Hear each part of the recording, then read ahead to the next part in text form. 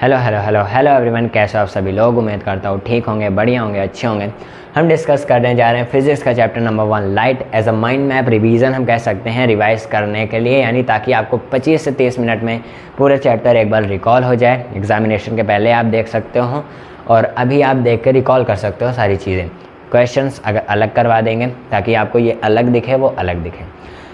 इस PDF इस notes की PDF होगी आपको डिस्क्रिप्शन बॉक्स में, बट ये नहीं होगा, कुछ और दूसरी PDF होगा लिखा ये होगा, बट वो दूसरे फॉर्म में होगी, आप उसे डाउनलोड कर सकते हो। और अब इसी तरह की वीडियोस आएंगी, मतलब कि एक शॉट में सिर्फ 25 से 30 मिनट में पूरा चैप्टर रिकॉल करवाया जाएगा। जैसे मैंने लाइट को पढ़ाया था 2, 3 या 4 पार्ट में, तो अब हम इसे सिर्फ 25 से 30 मिनट में पूरा चैप्टर रिकॉल करेंगे, फिर क्वेश्चंस को अलग कर लेंगे ताकि आपको सारी चीज़ें समझ। अब लाइट को डिस्कस कर लेते हैं। पहले, light is the form of energy which enable to see the variety of the object within the world around us. यानी कि हमारे चारों तरफ जितने भी ऑब्जेक्ट्स हैं, लाइट उन सबको विजुअलाइज करवाने में हेल्प करता है, यानी वो वो ऐसी एनर्जी है। लाइट की प्रॉपर्टी यहाँ नहीं लिखी हुई, बता देते हैं। प्रॉपर्टी ऑफ लाइट है कि पहली बात तो लाइट हमारा मीडियम पर डिपेंड नहीं करता है, पहली property. Light travels in straight line में भी ट्रैवल कर सकते हैं, क्योंकि सन रेज हम कहते हैं तो वो वन पॉइंट होता है, वन एंड पॉइंट होता है उसका, तो हम वो कह सकते हैं कि light has one and point या फिर light travel in straight line. Third है, लाइट स्पीड होती है 3 × 10⁸ मीटर पर सेकेंड, और लाइट रिफ्लेक्ट भी करती है, और मतलब फोर्थ पॉइंट है, light always reflect and refract, हम ऐसा कह सकते हैं। अब रिफ्लेक्शन कह सकते हैं। रिफ्लेक्शन क्या है ऑफ लाइट का? लाइट का रिफ्लेक्शन है the phenomena of bouncing back to the light ray in the same medium on striking a smooth surface called reflecting है। यानी कि किसी स्मूथ सरफेस पर, स्मूथ इन द सेंस पीछे पॉलिश्ड सरफेस हो, वहाँ से लाइट का रिफ्लेक्शन होना ही रिफ्लेक्टिंग होती है, यानी रिफ्लेक्शन ऑफ लाइट होता है। जैसे अगर हम यहाँ बनाना चाहें ये मिरर, पता ही होगा, यहाँ से अगर इंसिडेंट रे आती है, यहाँ से रिफ्लेक्ट भी हो जाएगी। क्लियर?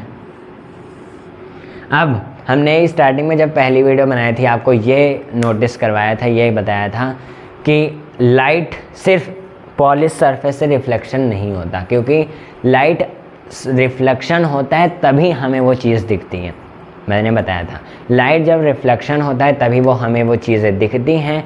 इसका मतलब लाइट सिर्फ पॉलिश्ड सरफेस पर ही रिफ्लेक्शन नहीं करती, light always reflect in each point, हर एक जगह पर रिफ्लेक्ट करती है। बट एज इन चैप्टर या फिर as in theory, as in book, as in examination, हम ऐसा करते हैं कि वो light always travel in a smooth and polished surface, हम इस वजह से कहते हैं।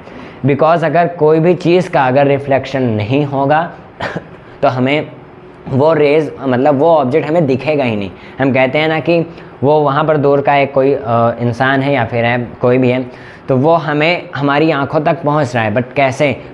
लाइट की वजह से। लाइट उस चीज़ को हमारे आँख की तरफ ला रही है ड्यू टू रिफ्लेक्शन। तो हम ऐसा नहीं कह सकते कि सिर्फ स्मूथ सरफेस पर रिफ्लेक्शन होता है, रिफ्लेक्शन हर जगह होता है, बट हम एज अ मिरर मान सकते हैं, मतलब हम एज अ लिखते हैं एग्जामिनेशन में तो मिरर ही लिख सकें, मतलब कि मिरर से ही लाइट पास होती है, हम ऐसा कहते हैं। तो कंफ्यूज नहीं होना, रिफ्लेक्शन हर जगह से होता है। आपके टीचर्स भी बताएंगे कि रिफ्लेक्शन हर जगह से होता है, क्योंकि लाइट टकरा कर ही हमारे आंखों पर आती हैं। अगर हम कहें कोई भी चीज़ हो, ये मार्कर है, मार्कर हमें क्यों दिख रहा है? बिकॉज इसमें लाइट आ रही है, इसमें लाइट आ रही है और लाइट हमें रिफ्लेक्ट होकर हमारी आंखों में, लाइट रिफ्लेक्ट होकर हमारी आंखों में जा रही है। अगर आप किसी चीज़ को देखोगे कि लाइट, अगर आप किसी कलरफुल दीवार में या कलरफुल चीज़ पर लाइट डालते हो या फिर टॉर्च को जलाते हो, तो उसका जो रेड रिफ्लेक्शन होगा, वाइट रिफ्लेक्शन होगा, वो सब आपके चेहरे पर आता है, यानी आपको दिखता है ये रेडिश है। It means it reflect the light. Clear? तो रिफ्लेक्शन हर जगह होते हैं। हम बस इतना ही और लॉज ऑफ रिफ्लेक्शन जान लेते हैं। The incident ray of the incident ray and the reflected ray and the normal to the plane of incident, normal at the point of incidence all line in the same plane. यानी कि normal at the point, normal at the point of incidence all lie in the same plane. Lie होगा यहाँ पर, वही confusion था। Lie in the same plane, यानी कि incident रे, रिफ्लेक्टेड रे और नॉर्मल रे एक पॉइंट पर लाई करती है। उस पॉइंट को हम कहते हैं कि जहाँ पर कोई भी एंगल नहीं होता है, कन्फ्यूज़न। तो ये पॉइंट मतलब हम कह रहे हैं इस पॉइंट पर तीनों रेज आती हैं और रिफ्लेक्ट होती हैं। तो इस पॉइंट का जो इंटरसेक्शन होता है ये एक पहला लॉ है, और यहाँ पर तीनों रेज आकर मिलती हैं। तो यहाँ पर हमने कभी भी नहीं सुना कि वहाँ पर कोई एंगल होता है। अब हम डिस्कस करते हैं सेकंड पॉइंट, यानी कि रिफ्लेक्शन एंगल इक्वल होता है इंसिडेंस एंगल इक्वल होता है रिफ्लेक्शन एंगल के। लाइट रिफ्लेक्ट हो रही है तो यहाँ पर ये जो इंसिडेंस एंगल है, एंगल आई और ये एंगल आर, दोनों इक्वल होता है। क्लियर? ये सबको पता है, नॉर्मल चीज़ है। अब यहाँ पर हम इमेज फॉर्मेशन है, अब इमेज की बात करते हैं। There are two types of image होता है, रियल इमेज और वर्चुअल इमेज। आप जाओगे 12th में आगे जाओगे तो आपको दो इमेज भी दिखेगा, ऑब्जेक्ट दिखेगा, एक रियल ऑब्जेक्ट एक वर्चुअल ऑब्जेक्ट। रियल ऑब्जेक्ट अभी नहीं बताना चाहते, बट आप इतना समझिए। There are two types of image, real image है और वर्चुअल इमेज है। इमेज का फॉर्मेशन भी है, उसे हम डिस्कस करें, या फिर मिरर में ही है, शायद मिरर में है। तो इमेज बस इतना जानिए, इमेज दो टाइप्स के हैं, वर्चुअल इमेज है, इरेक्ट इमेज है। क्लियर? वर्चुअल इमेज में क्या है? वर्चुअल इमेज है कि हमारा पॉजिटिव होता है एंड ये इरेक्ट होता है। इरेक्ट मतलब कि स्ट्रेट लाइन, इन्वर्टेड नहीं होता। स्ट्रेट लाइन मतलब कि ऊपर की डायरेक्शन में होता है, इन्वर्ट नहीं करता इतना। रियल इमेज क्या है? ये रियल इमेज है। रियल इमेज है यानी कि ये नेगेटिव यानी कि नेगेटिव डायरेक्शन में और इन्वर्ट होता है, इन्वर्टेड। ये होता है हमारा रियल इमेज। अब हम मिरर की तरफ चलते हैं। मिरर क्या है? There are two types of mirror, plane और स्फेरिकल मिरर। प्लेन मिरर के अगर हम डिस्कस करें, प्लेन मिरर में कुछ है तो नहीं खास बुक में, बट हमें कॉनकेव कॉन्वेक्स में ज़्यादा दिया है। अगर हम प्लेन मिरर के बारे में डिस्कस करें तो प्लेन मिरर के पास कोई भी फोकल लेंथ नहीं होता, फोकल लेंथ इन्फिनाइट होता है। यहाँ पर अगर लाइट जहाँ पर रिफ्लेक्ट करती है वहीं पर ऑब्जेक्ट भी उतनी ही डिस्टेंस पर रिफ्लेक्ट करता है। इट मीन्स रिफ्लेक्ट मतलब कि शो करता है आपको। यहाँ इसे इरेज कर सकते हैं हम, पढ़ाई दिया। क्लियर? तो अब देखो लाइट हमारा कि ये प्लेन मिरर है, ये प्लेन मिरर है हमारे पास। अभी इसे हम मतलब कि अगर कोई भी ऑब्जेक्ट यहाँ से, मान लिए यहाँ पर कोई ऑब्जेक्ट है, तो यहाँ पर कोई भी कर्वेचर या फिर कुछ नहीं है, मतलब कर्वेचर मतलब फोकल लेंथ इसका इन्फिनाइट होता है, इस वजह से ये प्लेन मिरर है।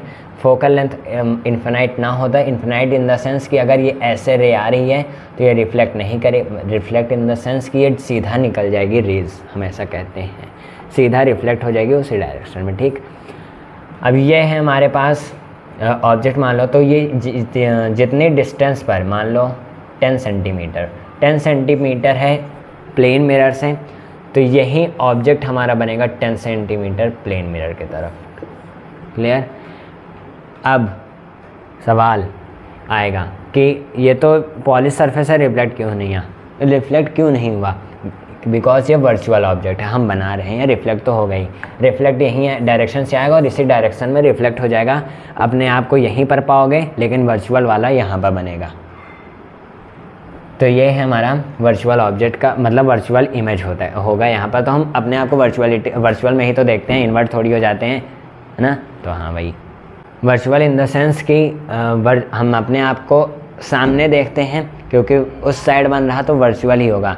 रिफ्लेक्शन हो रहा होता तो अपने आप को वही जगह ना, मतलब उस मिरर में ही अपने आप को वैसा ही पाते आप अपने आप को, है ना? पता है ना, इतना पता है।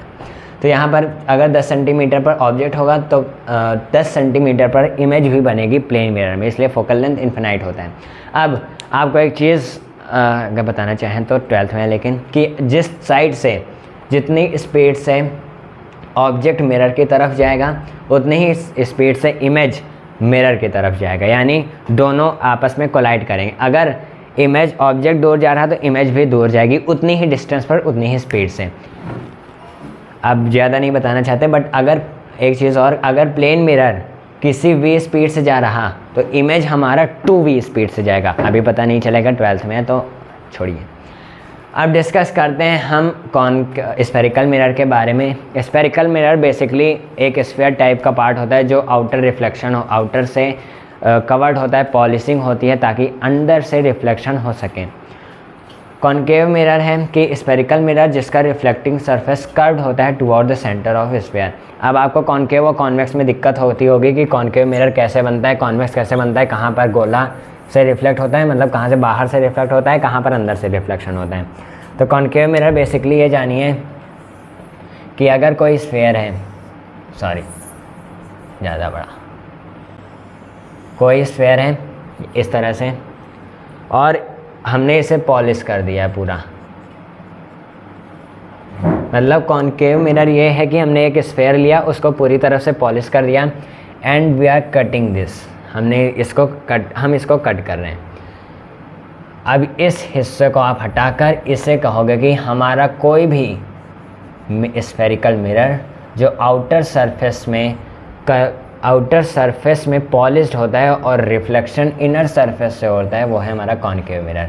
यानी बेसिकली कॉनकेव मिरर है कि रिफ्लेक्शन इनर पॉइंट से होता है, inner point in the sense कि इनर प्लेन से होता है, बाहर वाला प्लेन मतलब पॉलिश्ड होता है, रिफ्लेक्शन हमारा इनर प्लेन से होता है।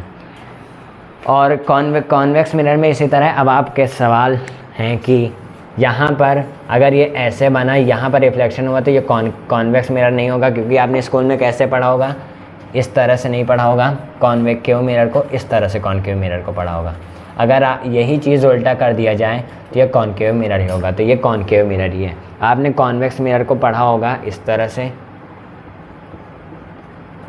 मतलब इस तरह, सॉरी यहाँ से इस तरह से, तो आपको कन्फ्यूज़न होगी कि इनर में अगर रिफ्लेक्शन पॉलिश्ड हो तो कॉन्वेक्स है, अगर आउटर में पॉलिश्ड हो तो कॉनकेव मिरर है। क्लियर? मतलब अगर इनर से रिफ्लेक्शन हो तो कॉनकेव है, आउटर से रिफ्लेक्शन हो तो कॉन्वेक्स मिरर है। अब कॉनकेव मिरर हो गया। कॉन्वेक्स मिरर है, वही बताया कि spherical mirror whose reflecting surface curved away from the centre of the sphere. Convex mirror वही है कि अंदर से पॉलिश होता है, बाहर से रिफ्लेक्शन होता है, बेसिकली इस वजह से हम इसे कॉन्वेक्स कहते हैं। अब मिरर फार्मूला के पहले था हमारा कैसे कहाँ पर इमेज बनता है, इमेज फॉर्मेशन देख लेते हैं बस ऐसे थ्योरी टाइप में। तो हम इसके पहले इमेज फॉर्मेशन देख लेते हैं क्या है। इमेज फॉर्मेशन कॉनकेव का, कॉनकेव में हम मतलब इमेज नहीं बनाने, फॉर्मेशन नहीं करने वाले, बस ऐसे बताते कि अगर ऑब्जेक्ट यहाँ पर है, इमेज जान लेते हैं इमेज कहाँ पर है, बस ऐसे कॉलम वाइज में। अगर ऑब्जेक्ट इन्फिनिटी पर होगा तो इमेज हमारा कहाँ बनेगा, फोकल लेंथ पर, एफ पर बनेगा। अगर ऑब्जेक्ट इन्फिनिटी और कर्वेचर के बीच में होगा, सेंटर ऑफ कर्वेचर के बीच में, तो हमारा इमेज बनेगा सेंटर ऑफ कर्वेचर और फोकस के बीच में। अगर सेंटर ऑफ कर्वेचर पर ऑब्जेक्ट होगा तो इमेज आपको पता है सेंटर ऑफ कर्वेचर पर ही बनेगा। अगर ऑब्जेक्ट सेंटर ऑफ कर्वेचर और फोकस के बीच में है, सेंटर ऑफ कर्वेचर और फोकस के बीच में है, तो आपको image behind the centre of curvature मिलेगा, यानी इन्फिनिटी और सेंटर ऑफ कर्वेचर के बीच में इमेज हमारा दिखेगा। या फिर हम कह सकते हैं behind the curvature, behind centre कह सकते हैं, बिहाइंड द सेंटर। ठीक, अब यहाँ पर है सी, हाँ, और अगर हमारा ऑब्जेक्ट हुआ एफ पर, हुआ तो हमारा इमेज बनेगा, और इमेज बनेगा हमारा इन्फिनिटी पर, क्योंकि इन्फिनिटी पर ऑब्जेक्ट था तो एफ पर बना, एफ पर है तो इन्फिनिटी बनेगा। अब अगर एफ और पोल के बीच में अगर हमारा ऑब्जेक्ट हुआ तो आपको पता है कि बिहाइंड द मिरर बनता है, बिहाइंड द मिरर बनता है, यानी कि वर्चुअल और erect, behind the mirror. Clear? हाँ, ये है ऑब्जेक्ट, ये है इमेज। अब कॉन्वेक्स की बात कर लेते हैं। कॉन्वेक्स मिरर, ऑब्जेक्ट और इमेज। जब हमारा ऑब्जेक्ट इन्फिनिटी पर होगा तो इमेज बनेगा फोकस पर, और ऑब्जेक्ट किसी भी पॉइंट पर होगा, any point, object at any point, तो इमेज हमारा फोकस एंड पोल के बीच में बनेगा। मतलब इसमें 1 2 3 4 5 6 केस हैं, इसमें सिर्फ 2 केस हैं। इन्फिनिटी पर होगा तो फोकस पर बनेगा, और किसी भी पॉइंट पर होगा तो सिर्फ फोकस और पोल के बीच में हमारा इमेज बनेगा। साइन कन्वेंशन देख लेते हैं, उसमें भी दिक्कत होगी। कॉन्वेक्स वही होगा, अगर कॉनकेव भी वही, कॉन्वेक्स का भी वही होगा। मतलब ऐसे अगर हमारा रिफ्लेक्टिंग है, इस साइड अगर रे ऐसे जा रही है, कॉन्वेक्स कॉनकेव में पता ही होगा ऐसे होके रिफ्लेक्ट हो रही है, तो यहाँ पर फोकस अगर मान लो, यहाँ पर सेंटर ऑफ कर्वेचर मान लो, तो हम अगर कोई भी क्वेश्चन में अगर इसे एनालाइज करेंगे कि एफ हमारा 10 सेंटीमीटर पर है, 10 सेंटीमीटर डिस्टेंस है, वी हमारा बन रहा है 30 सेंटीमीटर पर, डिस्टेंस ऑफ ऑब्जेक्ट बताओ, ऐसे ही क्वेश्चन आएंगे। तो वही है, मतलब हम एफ को भी नेगेटिव में लेंगे। अगर इमेज हमारा दिया हो कॉनकेव मिरर है तो हम इमेज को बनाएंगे, मतलब इमेज को हम नेगेटिव लेंगे। क्लियर? अगर क्वेश्चन में मान लो दिया हो कि वी इन कॉनकेव, और क्वेश्चन में ऐसे हो in concave mirror, concave mirror F है हमारे पास 10 सेंटीमीटर, 10 सेंटीमीटर, वी है हमारा, मतलब वी हम ऐसे शॉर्ट में लिख रहे हैं, पूरा नहीं, वी है हमारा 15 सेंटीमीटर। अब हमारा कॉनकेव मिरर है तो हमें अब पहला लास्ट वाला केस नहीं लगाना कि क्या पता एफ और पी के बीच में हुआ, तो वो नहीं सोचना। बस हमें इतना सोचना है कि एफ हमें माइनस में लेंगे, वी को भी हम माइनस में लेंगे। किसमें? अगर क्वेश्चन में कॉनकेव मिरर का केस हुआ तो हम वी को भी माइनस में ले लेंगे, एफ को भी माइनस में ले लेंगे। अगर हमें यू दिया हो, वी पूछा हो, यू दिया हो, वी पूछा हो, यू है मान लो वही है 15 सेंटीमीटर, अगर यू दिया हो तो उसको हम माइनस में लेंगे ही लेंगे क्योंकि वो कॉनकेव मिरर है। क्लियर? तो ये हुआ। अब अगर आप 12th वगैरह में जाओगे तो बताना नहीं चाहिए, बट छोड़ो, कन्फ्यूज़न हो जाएगा। बस इतना देखो कि इस साइड में नेगेटिव लेंगे, उस साइड में पॉजिटिव लेंगे, बस इतनी चीज़ें। कॉन्वेक्स में क्या हाल है? कॉन्वेक्स में, कॉन्वेक्स मान लो इसे अंदर रिफ्लेक्शन है, सॉरी अंदर पॉलिश है, बाहर रिफ्लेक्शन है। अब एक दिक्कत कि इस साइड बनाओगे फोकस, क्या मतलब ऐसे, सॉरी अंदर रिफ्लेक्शन हो रहा है, फोकस हमारा उस साइड होगा और ये सेंटर ऑफ कर्वेचर। इन्फिनिटी से रे आएगी, फोकस पर मीट करेगी। क्लियर?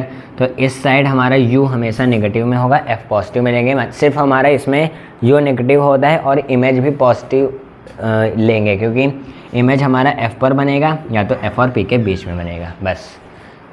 क्लियर?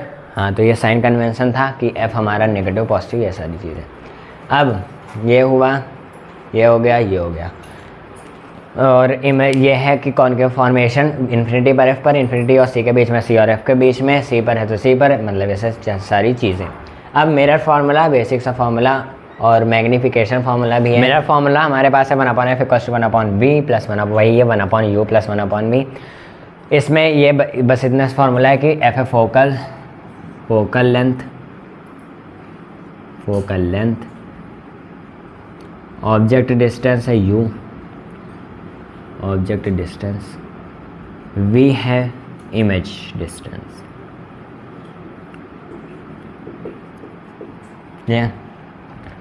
अब मैग्नीफिकेशन फार्मूला भी था। मैग्नीफिकेशन यानी कि height of image upon height of object equals to -v upon u।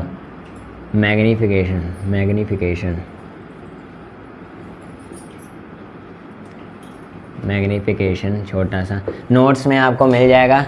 Magnification है हमारे पास हाइट ऑफ इमेज, या फिर हम ऐसे शॉर्ट में लिखते हैं कि I अपॉन में O, height of image upon object की हाइट इक्वल माइनस में distance of image upon distance of object. ऐसे हम ऐसे भी लिख सकते हैं कि HI यानी हाइट ऑफ इमेज, HO छोटा फिर लिखेंगे वो, HO यानी height of object equal to -v upon में u। बस इतना ही है। फॉर्मूले हम यूज़ करेंगे। क्वेश्चन में कैसे आएगा कि distance from the concave mirror to नहीं, distance of focal length in concave mirror is 10 centimetre and distance of object place in the concave mirror is minus तो नहीं होगा, 30 सेंटीमीटर माइनस में ही लेंगे। And find the image distance and magnification, magnification हम निकालेंगे, minus में होगा तो इन्वर्टेड में, पॉजिटिव में हो पॉजिटिव आ जाएगा तो पता ही है आपको कि इरेक्ट हो जाएगा। इमेज की हाइट दी रही होगी या फिर ऑब्जेक्ट की हाइट क्वेश्चन में दी रही होगी, क्वेश्चन से आप निकाल सकते हो। अब रिफ्रैक्शन पार्ट पर चलते हैं। रिफ्रैक्शन पार्ट है when light travels from a rare medium to denser medium, one it bends towards normal and when travel from denser to rare away from the normal हो जाता है। आपको पता है कि यानी किसी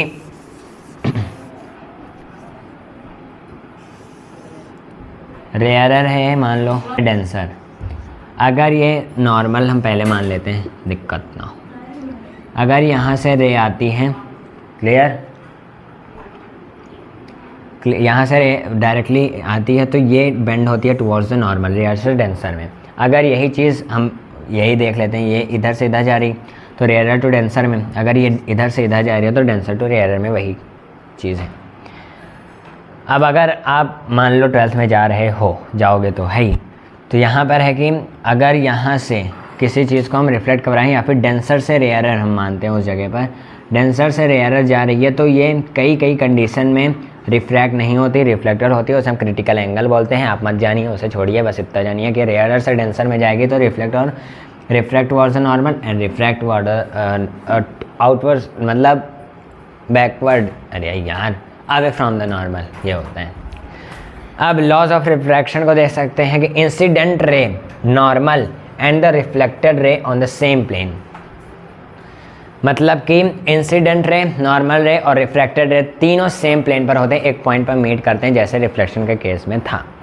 follows Snell's law, Snell's law यानी n equals to S N I, मतलब sine I, sorry sine I upon में साइन आर, क्लियर, ये हमारा स्नेल्स लॉ फॉर्मूला लिखा होगा। रिफ्रैक्टिव इंडेक्स के बारे में ये सब छोटी मोटी चीज़ें थी। अब रिफ्रैक्टिव इंडेक्स हमारा आता है कि रिफ्रैक्टिव इंडेक्स बेसिकली वो रिफ्रैक्टिव इंडेक्स अलग अलग ऑब्जेक्ट का, अलग अलग चीज़ें का अलग अलग होता है। अगर आपको मान लो क्वेश्चन आ भी जाता है तो उसमें दिया होगा रिफ्रैक्टिव इंडेक्स क्वेश्चन में। अभी आप इतने बड़े नहीं हुए कि रिफ्रैक्टिव इंडेक्स सारा याद कर लो, हमने भी नहीं याद किया था, बस इतना जानिए कि n है हमारा c अपॉन में भी, n यानी रिफ्रैक्टिव इंडेक्स ये होता है speed of light in the vacuum upon speed of light in the object. v यानी कि किसी भी ऑब्जेक्ट में या फिर किसी मीडियम में हम मतलब लाइट का आना जाना, वो है v हम ऐसे डिनोट करते हैं। और c है हमारे पास कि velocity of light in a vacuum. अब लेंस पर चलते हैं, यही चीज़ें थी शायद लॉज में, हाँ रिफ्लेक्शन और रिफ्रैक्शन यही था कि स्नेल्स लॉ था इसमें, और n equals to c upon में क्वेश्चन करवाएंगे तो ये आपको क्लियर होगा, क्लियर कि इसमें इस वाले में थोड़ा दिक्कत होती है कि अगर हमारा ANG हो तो हम कैसे लिखेंगे, मतलब एयर में, इसे हम लिखेंगे एयर में, वो एयर में हमारा क्या होता है स्पीड ऑफ लाइट अपॉन में ग्लास में एयर स्पीड ऑफ लाइट, ऐसा हम चलते हैं मान के, तो ये इसमें दिक्कत होती है, बट प्रैक्टिस करिए हो जाएगा, हम करवा देंगे इस क्वेश्चन को, इसमें क्वेश्चन को। लेंस है हमारा, lens is a transparent medium bounded by two surface of the which one or both surface of spherical are spherical. Lens हमारा ट्रांसपेरेंट मीडियम होता है जहाँ पर ऑब्जेक्ट रिफ्लेक्ट नहीं करता, मतलब रेज रिफ्लेक्ट नहीं करती, रिफ्रैक्ट हो जाती है, रिफ्रैक्शन का पार्ट तभी है। तो रिफ्लेक्शन लेंस है दो बाउंडेड सरफेस का, दो सरफेस जो बाउंड करते हैं एक साथ, और वहाँ पर को एयर या फिर किसी मीडियम में फील्ड होता है वो लेंस, ताकि वो सिर्फ रिफ्रैक्शन करवा सके, कोई रिफ्लेक्शन ना करवाए। अब कॉन्वेक्स लेंस होता है, कॉन्केव लेंस भी होता है। कॉन्वेक्स लेंस में अ लेंस जो थिकर होता है, thicker at the centre and inner at the edges, यानी एजेस में इनर थिनर होता है और थिनर एट इट्स एंड्स हम कह सकते हैं, और बीच में हमारा थिकर होता है, क्लियर। कॉन्वेक्स भी कहते हैं, बाई कॉन्वेक्स होता है, by convex in the sense कि ऐसे हो सकता है, प्लेनो कॉन्वेक्स होता है, ऐसे हो सकता है, और बस ये दो केस हैं। एक और हो सकता है हमारे पास कि कॉन्वेक्स, हाँ शायद इतना, हाँ इतना ही, प्लेनो कॉन्वेक्स है, बाई कॉन्वेक्स है, तो ये 2 केस मेन है हमारे पास, ठीक। अब concave lens, lens which is thinner eight the centre and thicker at the ends, मतलब एंड्स की तरफ थिकर होता है, एजेस मतलब सेंटर में थिनर होता है। हम ऐसे कहते हैं कि ये वाला, ये क्लियर। हायर स्टडीज़ में जाओगे, मतलब हायर कितना ही हायर है, 12th है, 12th में जाओगे तो इन दोनों का कॉम्बिनेशन भी मिलेगा आपको ऐसे करके, ठीक। तो उससे घबराने का नहीं। अब कॉन्वेक्स लेंस हो गया। लेंस में भी हमारा इमेज फॉर्मेशन होता है, उसको डिस्कस कर लेते हैं, इसको इरेज करके इस पार्ट को, ताकि आपको उससे लिख। हम डिस्कस कर लेते हैं जल्दी से कि इमेज लेंस में कॉन्वेक्स लेंस पहले है। कॉन्वेक्स लेंस हमारा बेसिकली कॉनकेव मिरर की तरह वर्क करता है, यानी कि उसमें पार्ट्स होते हैं कॉन्वेक्स, यानी कि कॉनकेव लेंस कॉन्वेक्स मिरर की तरह वर्क करता है, उसमें सिर्फ 2 पार्ट होते हैं, मतलब उल्टा हो जाता है। कॉनकेव, सॉरी ये कॉन्वेक्स लेंस है, कॉन्वेक्स, कॉन स्पेलिंग क्या है, convex lens, convex lens, convex lens है हमारा पहला ऑब्जेक्ट है इमेज, मार्कर चेंज। पहली बात तो लेंस हमारा ऐसे होके यहाँ पर ऑप्टिकल सेंटर, यहाँ पर F, यहाँ पर 2F जिसे हम C कहते हैं, यहाँ पर F, यहाँ पर 2F, ऐसे होता है लेंस। तो अगर पहला ऑब्जेक्ट हमारा है अगर इन्फिनिटी पर, तो वही चीज़ है F पर बनेगा। ऑब्जेक्ट अगर इन्फिनिटी और 2F के बीच में है, तो यहाँ पर 2F और F के बीच में हमारा क्या बनेगा, इमेज बनेगा। अगर 2F पर है तो 2F पर ही बनेगा, जैसे कॉनकेव मिरर में था। F पर है तो इन्फिनिटी पर बनेगा, F और F के बीच में है तो इन्फिनिटी और 2F के बीच में बन जाएगा। और अगर कहाँ पर, अगर F पर है तो इन्फिनिटी पर चला जाएगा। और अब डिस्कस करते हैं कॉनकेव को, कॉनकेव लेंस। कॉनकेव लेंस में एक केस है कि अगर किसी भी पॉइंट पर हमारा object at any point, object at any point, image will be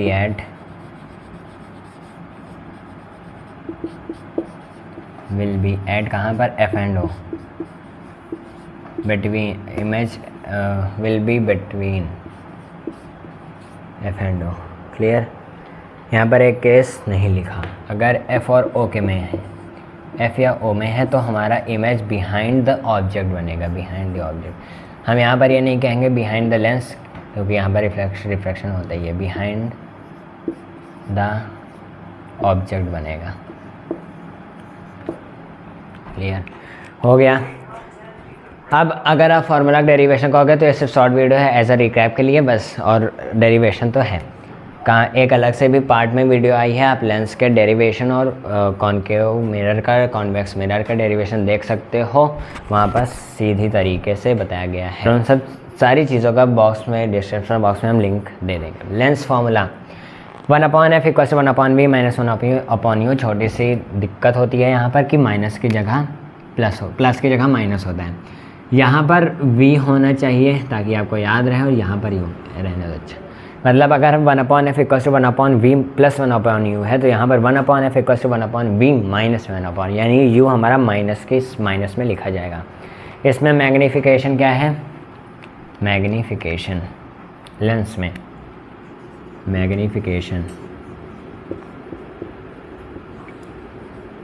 magnification हमारे पास, अरे हाँ, height of image upon height of object equals to minus नहीं होता यहाँ पर, बस इतना फ़र्क है।